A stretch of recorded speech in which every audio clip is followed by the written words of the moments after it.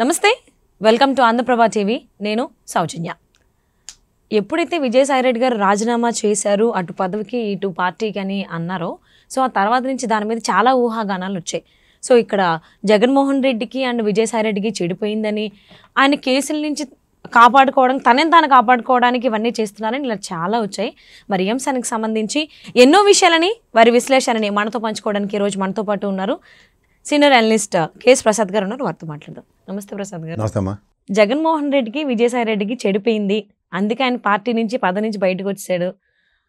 తను కాపాడుకోవాలంటే ఇది తప్ప వేరే మార్గం లేదు, లేదంటే చచ్చిపోతాడు అన్నట్టుగా టాక్స్ వస్తున్నాయి. ఇది ఎంతవరకు వాస్తవం? నిజంగానే జగన్మోహన్ రెడ్డికి విజయసాయిరెడ్డికి చెడిపోయిందా? చెడిపోతే ఏం చెడిపోయింది? నేను కూడా కర్మగాలో చార్ట్ అకౌంటెంట్ అమ్మా. ఏదో మరి కొన్ని మాకు ఐసీడబ్ల్యూసీఏలు ఉన్న అట్లా ఎగ్జామ్షన్స్ వస్తాయని లా కూడా చదివాం. ఏం వదిలేసారు చదవకుండానే? ఏదో ఉన్నకాటికి ఏదో కళ్ళు గెంజి తెగ చదివాం. కానీ ఓ మాట చెప్పాలంటే, జగన్మోహన్ రెడ్డి విషయంలో విజయసాయిరెడ్డి సరెండర్ అయిపోతే ఫస్ట్ మొత్తం గుండెగేసేసి విజయసాయిరెడ్డికే. సరెండరింగ్ పాలిటిక్స్ రాయలసీమలో ముఖ్యంగా రాజారెడ్డి గారి దగ్గర నుంచి చేయి మీద పెరిగిన ఏ రాజకీయ నాయకుడైనా, రాజకీయం తెలిసినోడైనా, లేకపోతే కడప నీళ్ళు తాగినోడైనా అది విజయసాయిరెడ్డి గారు ఉండండి, లేకపోతే జగన్మోహన్ రెడ్డి గారు ఉండండి. ఎందుకంటే విజయసాయిరెడ్డి గారు జగన్మోహన్ రెడ్డి బొడ్డు కొడిసిన రోజు నుంచి చూస్తున్నాడు ఆయన్ని. 52 సంవత్సరాల ప్రస్థానం విజయసాయిరెడ్డి గారికి జగన్మోహన్ రెడ్డి గారికి ఉన్న సత్సంబంధాలు, వాత్సల్యాలు అవన్నీ ఉన్నాయా? అవునుగా. ఏ సినిమా కథల్లాగా వాళ్ళ తెల్లి ఇవన్నీ వాళ్ళిద్దరి మధ్యన కుటుంబ సభ్యుల మీద లేదు, ఈయనంత లెక్కలే అన్నట్టుగా కూడా. అదే మరి వాళ్ళ సినిమా చూసి పాడైపోకూడదు. ఎస్వికేషన్ రెడ్డి సినిమా ఉండొచ్చండి, ఓ తల్లి చెల్లి, ఓ హీరోయిన్, ఓ వ్యాంప్ అని. అలా ఉండదు. ఎవరికైనా సరే ఒకటి గుర్తుంచుకోమ్మా, ఒక డాక్టర్, ఒక చార్ట్ అకౌంటెంట్. పేషెంట్ విషయం డాక్టర్, అలాగే క్లయింట్ విషయం చార్ట్ అకౌంటెంట్. గుప్పుడు మూసే ఉంటుంది, ఇప్పుడు రివీల్ చేయరు. అవును, కంటల ప్రాణం కూడా రివీల్ చేయరు. అడ్వకేట్లు కూడా అంతే. నీకు ఇంకోటి చూడు, నాట్ బిఫోర్ మీ అని పడేస్తూ ఉంటారు కొన్ని. లా చదివిన వాళ్ళు ఎవరైనా తెలుస్తుంది. అవును, తెలుసు. గాన్ త్రూ ద కేస్ అని చెప్పి వాదించారు కూడా. మరి చార్ట్ అకౌంట్లు ఎందుకు వర్తించింది? అది ఎవరో తెంగరమేళ ఈ తపేల ఛానళ్ళు ఉంటాయి, వాళ్ళకి ఏంటంటే పని పాటు ఉండదు. 2017-18లో కథలు కూడా ఇప్పుడు మళ్ళీ పోసకొచ్చినట్టు చెప్పి అదే శైలి, అదే వెంటిలేటర్, అదే కన్ను, అదే చంద్రబాబు నాయుడు గారి డ్రెస్లో అని మాట్లాడి మీ పక్క సందు ఛానళ్ళకి అయితే నేనేం చెప్పలేను. కానీ మరి పక్క సందు ఛానల్ ఎందుకులేండి మాకు, మరి అంతే. మరి దానికి అదే పక్కన మాదే ముందైతే వేరే చెప్పి పెట్రోల్ బంక్ కూడా ఛానల్ అన్నాడు, వెళ్ళిపోయాడు కాబట్టి మనం వేరే చేయలేము. ఉన్నోడు పేరు చెప్పడం ఎందుకు, టైం వేస్ట్ అని పక్క సందు ఛానల్ అంటే సరిపోద్ది. సో ఏంటంటే కథలు అల్లడానికి కూడా ఒక పద్ధతి పాడు ఉండాలి. దానికి ఏంటంటే వాళ్ళ పులిహార కూడా ఉన్నాడు, పౌడర్ డబ్బా రాసుకుని. ఆడు ఫస్ట్ పులిహార కలుపుతాడు. డిఎస్పీ గారు మీరు ఇలా తొక్కించేసారు, చచ్చిపోయారు 6 అనగానే ఎస్పీ గారు కంట నీళ్ళు పెట్టుకున్నట్టు, అరే జేటి డెరాడూన్లో ట్రైనింగ్ అని ఎస్పీ కళ్ళని నీళ్ళు పెడితే ఐఏఎస్ని ఎందుకు వదిలేదని మళ్ళీ మావాడు మీ పక్క ఛానల్లో కొత్త కథ అల్లించాడు. సెక్రటరీలు అంటే నాకు తెలిసి ఐఏఎస్ ఛానల్లో స్థాయిలో ఉన్న వాళ్ళు ఉంటారు. వాళ్ళు కూడా అట చల్లో మీరు ఏంటి సార్ కద్దరు చెట్టు వేసుకొచ్చారని కళ్ళని నీళ్ళు పెట్టుకున్నారట. అలాగే పకోడీ కథలన్నీ అల్లి చచ్చిపోతున్నారు. అల్లుకోనివ్వండి. It's a professional move all together. ఇన్నాళ్ళు పొలిటికల్ మూవ్స్ చూసారు, ఒక ప్రొఫెషనల్ మూవ్ చూస్తే తట్టుకోలేక చేస్తున్నారు. మనం ఎవ్వరం ఎందుకు ఓ స్థాయి కలిగిన చంద్రబాబు నాయుడు గారు ఏం మాట్లాడారు విన్నారు కదా ఆయన రాజీనామా తర్వాత. అంటే ఎప్పుడు కామెంట్ చేయనటువంటి విజయసాయిరెడ్డి గారి ట్వీట్ ద్వారా రిపబ్లిక్ డే సెలబ్రేషన్స్ ని ఉద్దేశించి శకటం బాగుంది అని అనడం వెనకాల కూడా ఏదో ప్లాన్ ఉందని కూడా కామెంట్లు వస్తున్నాయి. మరి దాని వెనకాల చూడలేదు. మరి అడవి శాఖకు సంబంధించిన శకటం సిరిపై కనబడితే పవన్ కళ్యాణ్ గారు మనోభావాలు కూడా చూడాలి. మరి అది ఉద్దేశించి ఎందుకు అనుకోరు? అంటే ఇక్కడ మెయిన్ మనకు కావాల్సింది విజయసాయిరెడ్డి కదా రాజీనామా. మరి అదే చెప్తారు, ఆయన శకటం బాగుంది అనగానే ఇమీడియట్గా రెస్పాండ్ అవ్వాల్సింది ఏంటంటే ఇక్కడ సిరిపైన శకటం గేట్ పరిస్థితి అని అనుకోవాలి.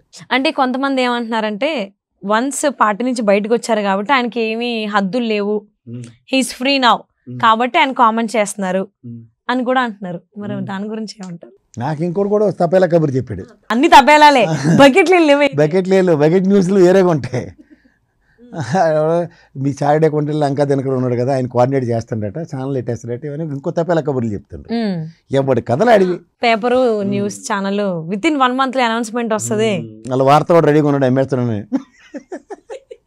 అది ఎప్పటి నుంచో వింటాం, అమ్మేస్తారు అది. మరి అదే మరి ఇనివాడు అమాయకుడు అయితే చెప్పేవాడు తపేలా ఛానల్ అని కొత్త సామెత ఉంది.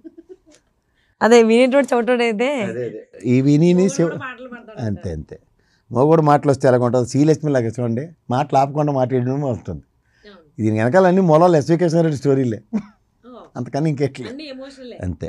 సో అంటే ఇంకొకటి ఎప్పుడైతే విజయసాయి రెడ్డి గారు రాజీనామా అనే బయటకు వచ్చింది ఆ న్యూస్, ఏముంది తల్లిని చెల్లిని బయటికి గెండేశాడు. వెన్నంటే ఉండి అంటే రాజకీయంలో ఓనమాలు నేర్చుకున్నప్పటి నుంచి ఆయన పార్టీ బలోపేతం దానికి సంబంధించి మొత్తం ప్రతిదీ విజయసాయి రెడ్డి పక్కనే ఉన్నారు. బట్ ఇప్పుడు వేరే వాళ్ళ మాటలు వింటూ ఈయన పక్కన పెట్టేశారు, అది తట్టుకోలేక బయటకు వచ్చారు.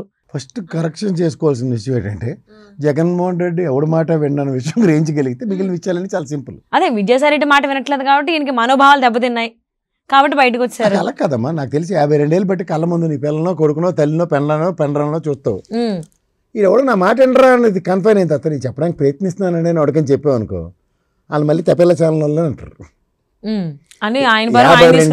జగన్మోహన్ రెడ్డి గారు విజయసాయి రెడ్డి గారి అనుబంధంలో ఆయన ఎవడి మాట వింటన్నది అండర్లైన్ చేసుకోవాల్సిన విషయం. కొత్తగా ఏం ప్రయత్నిస్తాడు? ఆయన ఎవడి మాట వింటున్నాడంటే అది భ్రమ. ఆయన ఎవరి మాట వినరు. ఎందుకు వినరంటే ఆయనకి తెలుసు అని. నేను తెలుసా అనుకుంటారా? ఏదైనా అనుకో, ఫస్ట్ ఆఫ్ ఆల్ ఆయన ఎవడి మాట విండు, దట్ ఈస్ అండర్లైన్ చేసుకో.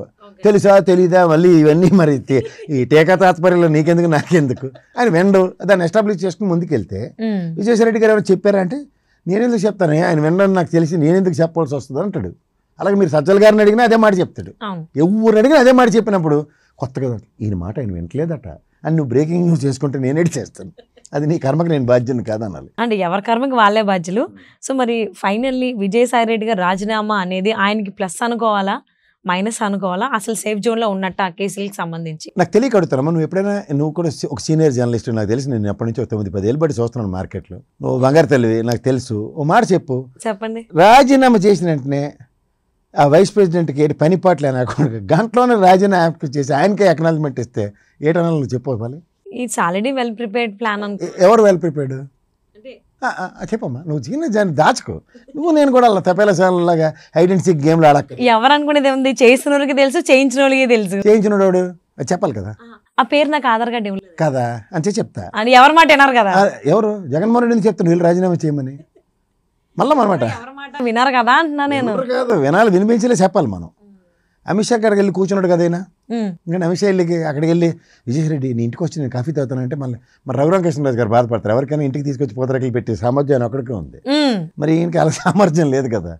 నెల్లూరుడికి చేపలు పడడం తప్ప ఇంకేం తెలియదు, చేపల రొయ్యలు తప్ప. అక్కడ అయ్యే ఉంటాయి కదా. అవే ఉంటాయి. మరి ఇక్కడ మా రాజుగారికి కూడా అవే ఉన్నాయి. మీరు అంత తెలంగాణలో ఉన్నా చదువుకుంది అక్కడ కాబట్టి మరి మీకు అది యాస పోలేదుగా. ఎందుకు పోద్ది? ఇప్పుడు మీరు ఎవరన్నా మేము తెలంగాణ ఉండంటే ఎవరన్నా నమ్ముతారా? ఎవడి కోసం నేను ఎందుకు బతకాలమ్మా? నేను ఏంటో నా పుట్టుకేడు నా పాస్పోర్ట్ ఎవరికైనా పాస్పోర్ట్ ఆఫీసర్ అడిగినప్పుడు చూపిస్తాను, ఎడపుట్టి తెచ్చాను అడిగి తెలుస్తుంది. సో ఇప్పుడు విజయసాయి రెడ్డి రాజీనామా అసలు ఎవరికి ఏం ఉపయోగం లేదు, ఆయనకు కూడా ఉపయోగం లేదు అంటారు. కూటమిలో అల్లజడికి అల్లకల్లోకి గురవడం తప్ప ఇంక దేనికి ప్రయోజనం లేదు. అంటే ఆయన కేసుల నుంచి కాపాడుకోవడానికి వచ్చేసారు అన్నట్టుగా కూడా అంటున్నారు. మళ్ళీ మాట కాదమ్మా. విజయసాయి రెడ్డి జగన్మోహన్ రెడ్డి కేసులకు సంబంధించిన విషయంలో నేను కర్మకాల్లో లా చదువుకున్నాడుగా చార్ట్ అకౌంటెంట్ కూడా చెప్తా. నాకు తక్కువ నాలెడ్జ్ ఉంది, బుర్ర కూడా లేదనుకో. డిశ్చార్జ్ పిటిషన్కి ఇప్పుడు దిక్కుదేమని లేదు. ఏ కేసులు ఎట్టి సౌండ్ చంపేస్తారు, ఎవడు అప్రూవల్గా మారిపోతాడు. ఇదేంటి అలా కవితమ్మను కేజ్రీవాల్ టపాచిపూర్తి కేసు అనుకున్నాడు, లెక్కర్ కేసులో అల్లాడి అప్రూవల్ అయితే ఈడికి బెయిల్, ఎల్ఈడి అప్రూవల్ అయితే ఆడికి బెయిల్. ఏటి తమాషా? ఏది లింకప్ లేదు, ఏటి సంబంధం సముచితం కూడా లేదు. ఇది ఒక పొలిటికల్ గేమ్. ఇన్నాళ్ళు మీరు ఆడితే ఒకలా ఉంటుంది, నేను ఆడితే ఎలా ఉంటుంది అన్న దానికి అర్థం కాని పజిల్ ఇది. ఇక్కడ ఎప్పుడైనా సరే ఆ సీటుకి దేహీ నాకు ఇవ్వు అని అడుక్కోవడం తప్ప ఇంకో ఆప్షన్ ఉందో చెప్పు.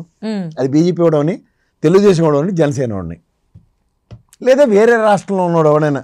వీళ్ళు జయరాం రమేష్ గారిని కాంగ్రెస్ వాళ్ళు ఎవరికి పడితే ఆడికి నెత్తికెక్కించి ఆ దౌర్భాగ్యం లేటువంటి తప్ప ఇంకేమైనా ఆప్షన్ ఉందో చెప్పు. కాంగ్రెస్ పరంగా వాడు దమ్మిడికి పనికిరాడని అందరికీ తెలుసు. వాడు దిగ్విజయ్ సింగ్ రాష్ట్ర ద్రోహులు నాకైతే వాళ్ళు.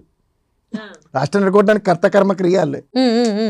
అలాంటి వాళ్ళకి ఎవడో రాష్ట్రం ఎంటర్టైన్ చేసి దౌర్భాగ్యం బ్యాచ్ తప్ప అలాంటి వాళ్ళు ఎవడో తెచ్చి నెత్తికి పెట్టడం తప్ప ఇంకేమైనా ఉందా?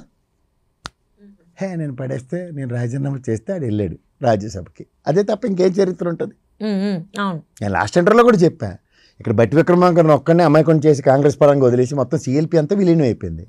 అలా అక్కడ ఢిల్లీలో కూడా కనకమేళ ఆయన ఇంట్లో కూర్చోబెట్టి మొత్తం అంతా విలీనం అయిపోయింది. ఆ దౌర్భాగ్యం వైఎస్ఆర్సీపీకి లేదు కదా. 11 కార్డులు పంచారు, ఒక్కొక్క కార్డు ఓపెన్ చేసి ఇస్తుండే వీళ్ళు తీసుకుని పండుగ చేసుకోండి అని. ఆ పండగకి వీళ్ళు వండుకోలేక చేస్తుండ్రు. అరిసెలు ఉండాలా, గారెలు ఉండాలా, బూరెలు ఉండాలా. సో ఇట్స్ ఆల్రెడీ ప్లాన్డ్ అనమాట. ఎవరు ప్లాన్డ్? ఇప్పుడు ఒక గేమ్ రాజకీయ చదరంగంలో ప్రతి కార్డు ఎక్స్ప్లోర్ చేస్తూ ఉంటారమ్మా. ఒక్కొక్క కార్డు మెల్లిగా నెమ్మదిగా తీస్తూ ఉంటారు. ఎవడ అవకాశం వాడిది. అంటే ఆల్రెడీ టైం పీరియడ్ ఉన్న తర్వాత కూడా విజయసాయి రెడ్డి గారు వాళ్ళ రాజీనామా చేయడం వెనకాల అసలు అంటే ఇప్పుడు ఎవరు కూడా పదవిని అంటే పవర్ ఎవరు వద్దనుకోరు, అందరికీ పవర్ కావాలి. అంటే ఆయన విసిగిపోయారు ఆ పవర్కి, లేకపోతే దేనికి రాజీనామా చేయాల్సి వచ్చింది పదవికి? Turn the page, learn the work అంటారు. ఒకసారి వెనక్కిల్లు. 14 నుంచి 19 ప్రస్థానంలో విజయసాయి రెడ్డి గారు రాజ్యసభ ఎంపీ అయ్యారు. ఫస్ట్ టర్మ్ అనుకో. 1924 కంప్లీషన్స్ సెకండ్ టర్మ్ అయ్యారు. ఇదే కదా ఆయన పొలిటికల్ దీంట్లో. If you really look into the matters, 14 into 19 టెన్యూర్లో ఈజ్ ఎ గేమర్. ఇప్పుడు ఆయన వైబ్రేషన్స్ ఎప్పుడు ఎలివేట్ అయ్యాయి అంటే కూటమి విచ్ఛిన్నం అయిన తర్వాత, ముఖ్యంగా తెలుగుదేశం ధర్మ పోరాట దీక్షల తర్వాత దూరం అయిపోయిన తర్వాత, ఈ played a vital role and a beautiful role. దాంతో ఏమైందంటే ఆవిడకి కాలు చేయాడలే తెలుగుదేశం పరంగా అయితే. వాస్తవానికి ఎంత సీఎం మార్కాల కబుర్లు చెప్పిన సుజనా చౌదరి, సీఎం రమేష్ బెచ్చటాడుకుంటూ కూర్చోవలసి వచ్చింది వాళ్ళ సన్నిధానంలో ఉండి కూడా.